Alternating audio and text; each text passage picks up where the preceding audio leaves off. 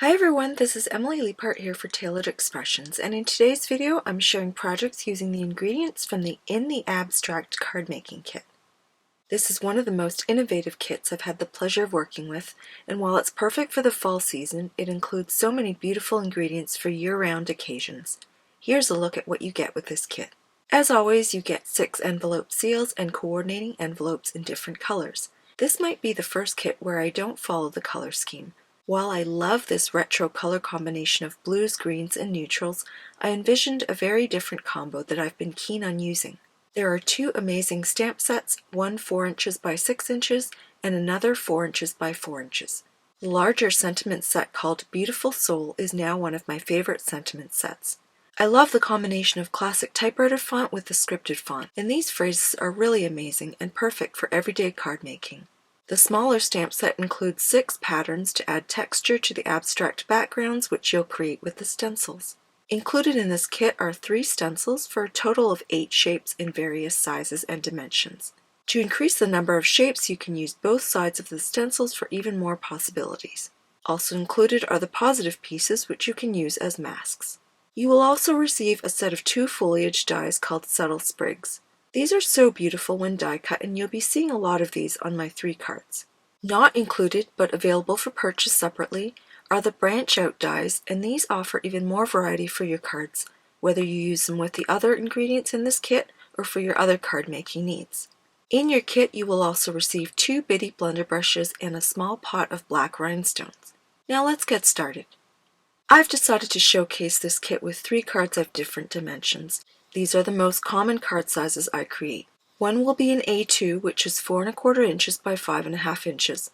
The second will be a mini slim, which is 3 1/2 inches by 6 inches. And the third one will be a square card of 4 1/4 inches by 4 1/4 inches, which fits into a standard A2 envelope, making it easy for mailing and doesn't require the extra postage of the more common 5 inch by 5 inch card. I create panels on sugar cube cardstock, and these are a 1/2 inch smaller than the card bases. I choose 3 sentiments from the Beautiful Soul stamp set and stamp them on the panels using Oreo ink. As always, since this is the first time I'm using these stamps, I prep them using the palm of my hand so they stamp better. Before stenciling, I secure the panel to my grid mat with rolled up washi tape and then place the first stencil where I want to add my first color. My ink colors for this video are Fruit Punch, Peaches and Cream, Mint Julep, and Spearmint. Since each card is a different shape and the sentiments are placed in different areas on the card, I'll stencil accordingly. This A2 card will feature a more haphazard or random placement for the shapes. I start with the largest round shape, which is not a circle, and I'm using Peaches and Cream ink. I just love how easy it is to make beautiful shapes with these stencils, even for a heavy-handed crafter like me. Next, I switch stencils to use the large shape that looks like a garden stone or mango, and I'm using Spearmint ink this time. My third shape is the larger of the 2 kidney bean shapes, and I use Fruit Punch ink with it. This color is quite bright compared to the other 3, so I went with an extremely light hand when ink blending with it.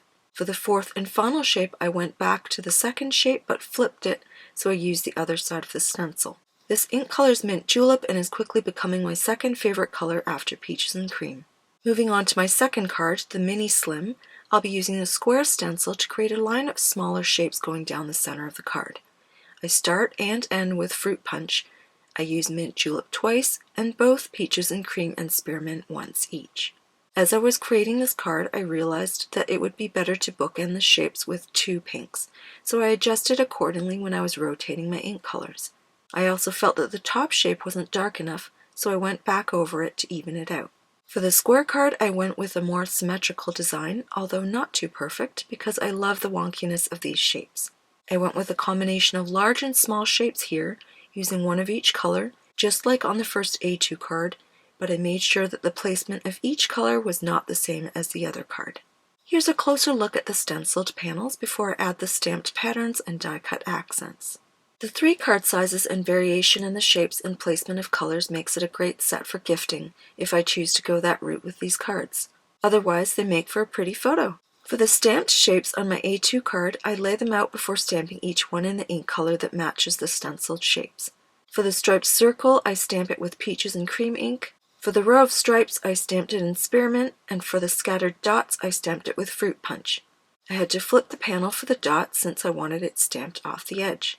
I decided I didn't want any other stamped images on the mini slim card, and for the square card I initially wanted something more subtle by using only watermark slashes, but then I decided it wasn't enough, so I added white embossing powder on top. When I die cut the subtle sprigs dies, I get 3 separate dies, and I try each one on the square card to see how they look and determine what combination I want. Here are my color choices for the die cuts. For the square card I decided to go with a single black die cut to contrast with the softness of the stenciled shapes. For the A2 card there was enough space to include all 3 vellum die cuts but still keep it light. 2 die cuts in Spearmint was a great way to frame the mini slim design. I used the fine nozzle of the Barely Arts liquid glue to attach the die cuts to the cards.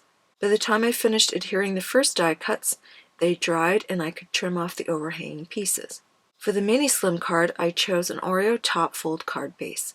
Initially, I also chose an Oreo card base for the A2 card, but changed that later.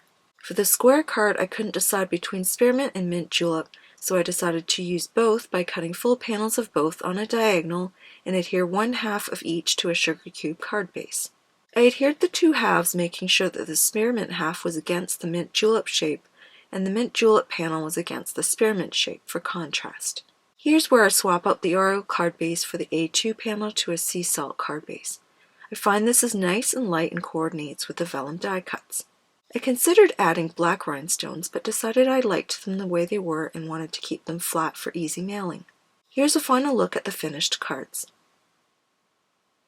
The square card features a nice close grouping of stenciled shapes, a split-colored frame, and an Oreo die cut that really pops on the card.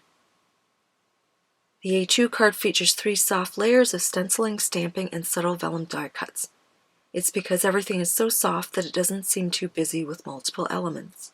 The mini slim card is almost the opposite of the square card in terms of design. The colored die cuts help frame the stenciled shapes, and the strong Oreo card base holds everything together. I hope you enjoyed this video and you're inspired to create with the In the Abstract kit. Abstract shapes are very trendy right now, and I love that these ones are in a stencil format, which makes it so easy to create backgrounds for your cards. You can find all of these products in the Tailored Expressions web store at tailoredexpressions.com. Thanks so much for watching, and I'll see you again soon.